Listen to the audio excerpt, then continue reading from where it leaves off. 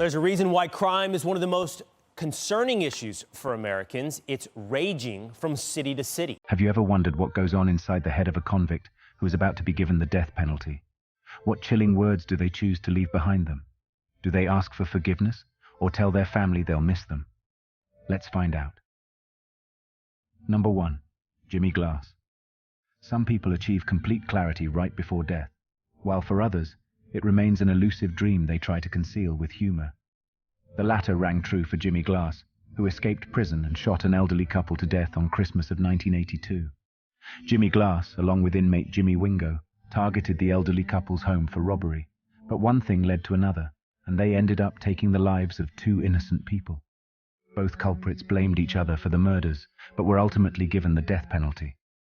Glass was electrocuted on June 12, 1987, at the age of 25, and seconds before he was silenced forever, he grinned and said, "I'd rather be finishing."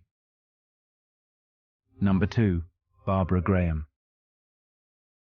Barbara Graham had a difficult childhood, but life didn't get any easier as she grew older. She worked as a prostitute before marrying a bartender and drug addict. However, the marriage didn't last long, as she left him for his business associate, Emmett Perkins, who ran an illegal gambling operation. On a fateful day, the couple and a few others decided to rob a widow who supposedly had a large stack of cash sitting in her home. Barbara had a few tricks up her sleeves and had herself invited into the woman's home, requesting to use the phone. But as soon as the widow found out the purpose of Barbara's visit, she started shrieking and calling for help. Barbara, in turn, bludgeoned the woman with her pistol to silence her screams, killing her on the spot.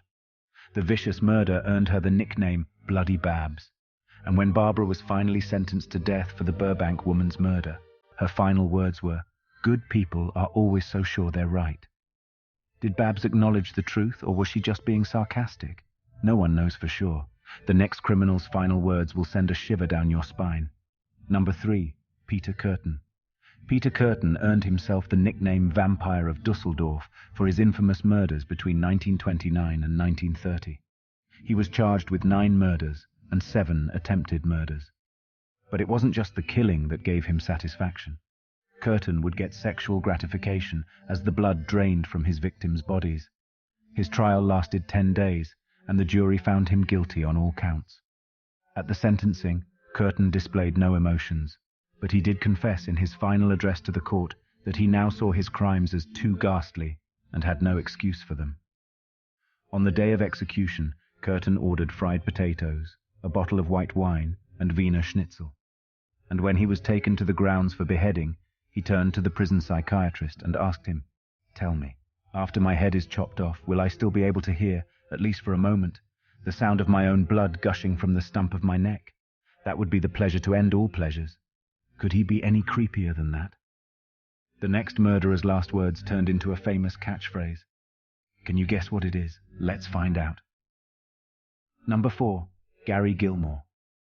Gary had been on the wrong side of the law for as long as he could remember, having spent most of his early life behind bars for multiple crimes.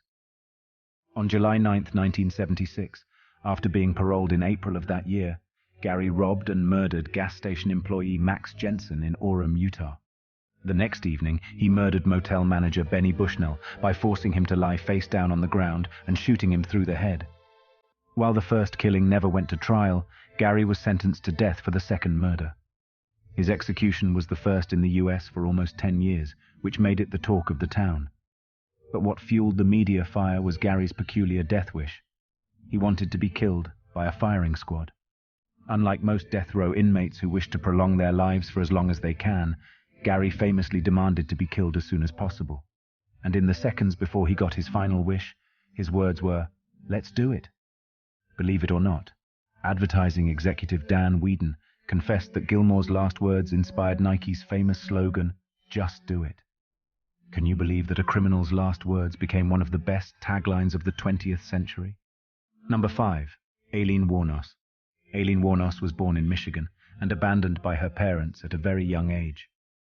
Life was tough, and by the time she hit her teens, she was working as a prostitute and robbing people to support herself. However, Wuornos took her predicament to the next level in 1989, when she shot, killed, and robbed almost 6 men in a year. When the police identified her fingerprints in January of 1991, She was apprehended and tried for her crimes. Eventually, WUORNOS received a total of 6 death sentences. After fighting her case for some time, she fired her attorney, dropped all appeals, and requested that her execution take place as soon as possible. It would seem like she had finally realized the gravity of the crime she'd committed, but her cryptic final words tell a different story. "I'd just like to say I'm sailing with the Rock, and I'll be back like Independence Day, with Jesus June 6th. Like the movie, big mothership and all, I'll be back." Number 6. Timothy McVeigh.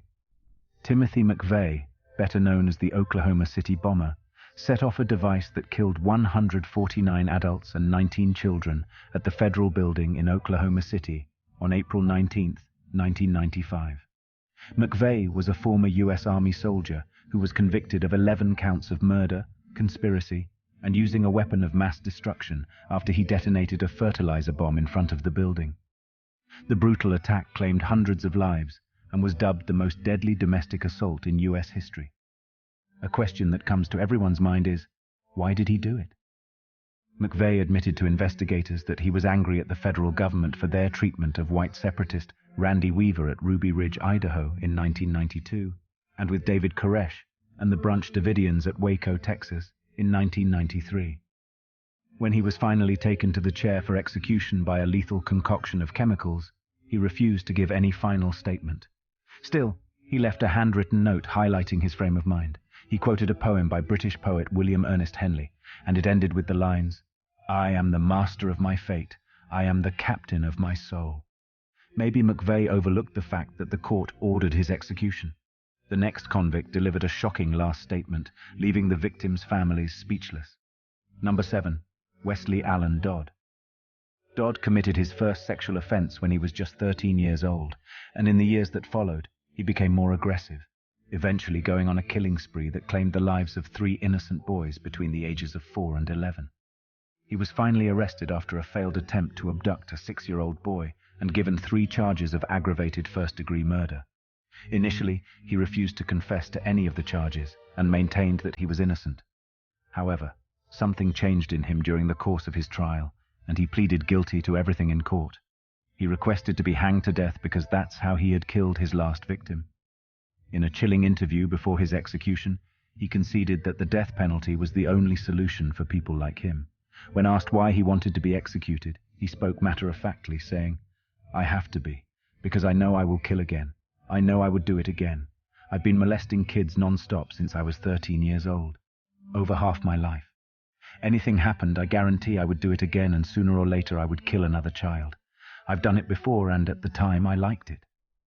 His words offered some solace to the victims' families, as it was apparent that Dodd didn't want to fight the accusations levied on him and accepted that his actions deserved a strict punishment.